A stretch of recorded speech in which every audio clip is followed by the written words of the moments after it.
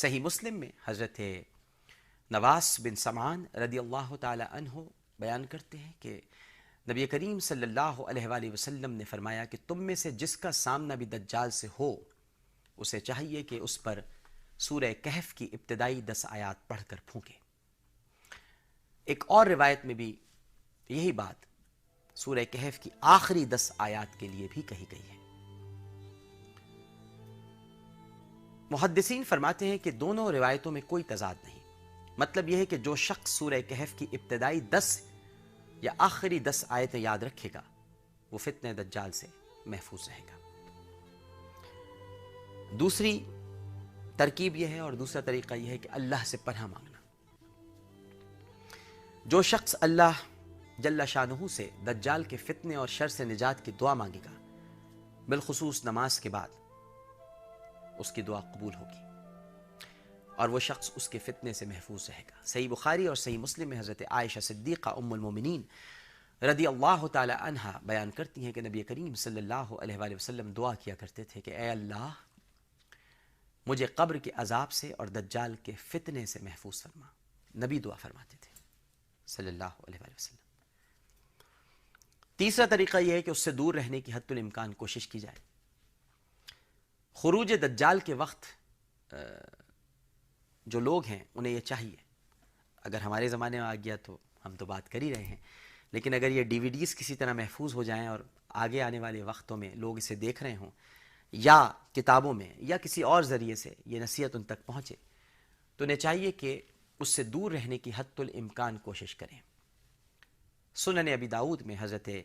عمران بن حسین سے روایت ہے رضی اللہ تعالیٰ عنہ کہ نبی کریم صلی اللہ علیہ وآلہ وسلم نے ارشاد فرمایا کہ جب تم دجال کے خروج کا سنو تو تمہیں چاہیے کہ اس سے دور رہنے کی پوری کوشش کرو۔ بخدا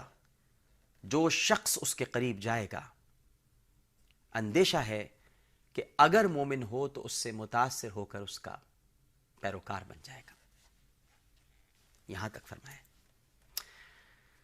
پھر ایک اور طریقہ یہ ہے کہ مکہ مکرمہ اور مدینہ منورہ کی پناہ میں آ جانا۔ صحیح مسلم میں حضرت فاطمہ رضی اللہ تعالی عنہا بنت قیس تمیم داری بیان کرتی ہیں کہ نبی کریم صلی اللہ علیہ وآلہ وسلم نے ارشاد فرمایا کہ جب دجال کا خروج ہو تو تمہیں چاہیے کہ تم مکہ مکرمہ اور مدینہ منورہ کی جانب ہجرت کر جاؤ، کیونکہ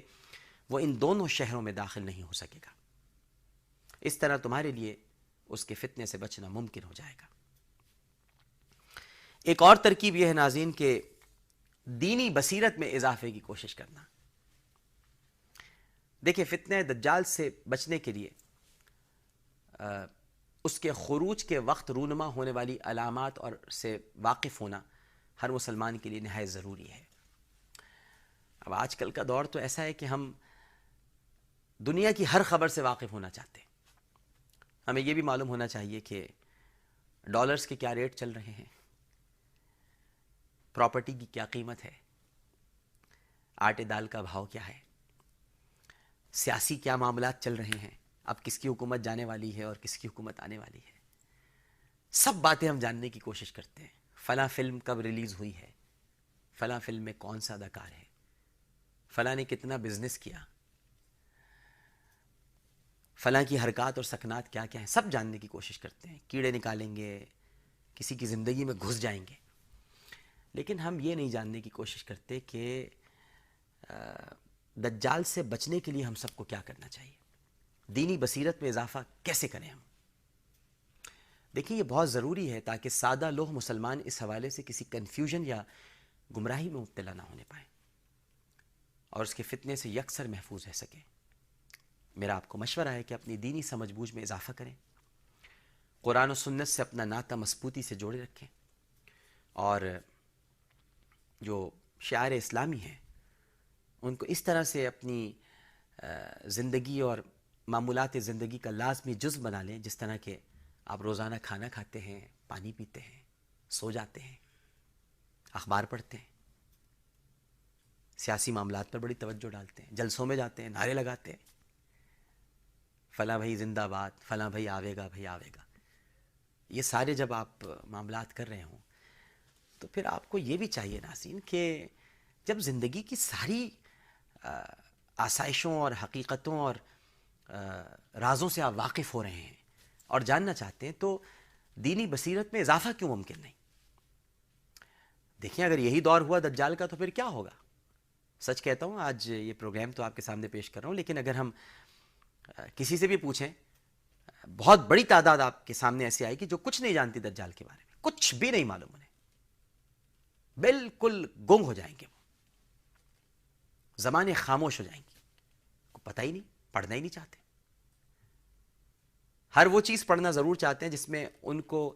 فائدہ نظر آتا ہو دنیا کا۔ بھائی یہ تو بہت بڑا فائدہ ہے، یہ اگر آپ نے نہیں پڑھا تو کیا ہوگا آپ کا؟ آپ جانتے ہیں خدا نہ خواستہ اگر اس دور میں یہ فتنہ ظاہر ہو گیا تو مجھے اندیشہ ہے ناظرین کہ بہت بڑی تعداد اس فتنے کو اپنا رب مان لے گی معاذ اللہ، کیونکہ ایمان مضبوط ہی نہیں ہے، دینی بصیرت میں اضافہ ہی نہیں ہوا۔ اب لوگ کہہ رہے ہوں گے بھائی ڈاکٹر صاحب کیسی بات کریں، ایسے کیسے کسی کو رب مان لیں گے؟